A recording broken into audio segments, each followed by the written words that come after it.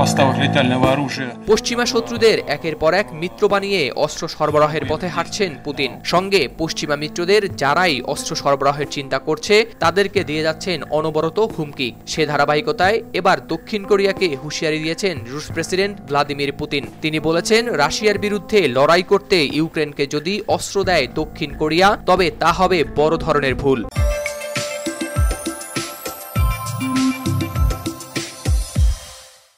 এর আগে দক্ষিণ কোরিয়ার পক্ষ থেকে মস্কোকে সীমা অতিক্রম না করার হুঁশিয়ারি দিয়ে বলা হয় কিয়েভকে অস্ত্র দেওয়ার সম্ভাবনার কথা। জবাবে পুতিনও সতর্ক করে দেন, প্রশ্রয় দেওয়া হবে না দক্ষিণ কোরিয়ার এই ভুলকে।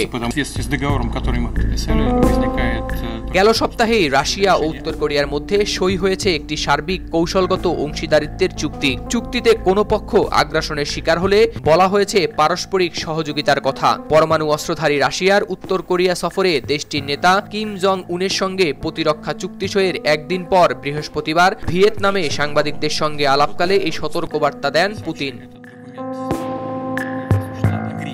পুতিন জানিয়েছেন, উত্তর কোরিয়াকে অস্ত্র সরবরাহ করতে পারে রাশিয়া। মূলত ইউক্রেনে পশ্চিমা অস্ত্র সরবরাহের প্রতিশোধ হিসেবে মস্কো এ পদক্ষেপ নেবে। পুতিন বলেছেন, যারা ইউক্রেনকে অস্ত্র সরবরাহ করে ভাবছেন এতে তো রাশিয়ার সঙ্গে যুদ্ধ জড়ানো হচ্ছে না, তাদের জানা উচিত উত্তর কোরিয়া সহ বিশ্বের অন্য অঞ্চলেও অস্ত্র সরবরাহ ও সংরক্ষণ করার অধিকার রয়েছে রাশিয়ার। এদিকে রাশিয়া উত্তর কোরিয়ার চুক্তিকে জাতীয় নিরাপত্তার জন্য হুমকি বিবেচনায় নিন্দা জানিয়েছে দক্ষিণ কোরিয়া। দেশটির জাতীয় নিরাপত্তা উপদেষ্টা চ্যাং হো জিন বলেন, তার দেশ ইউক্রেনকে অস্ত্র সহযোগিতা করার বিষয়টি পুনর্বিবেচনা করছে।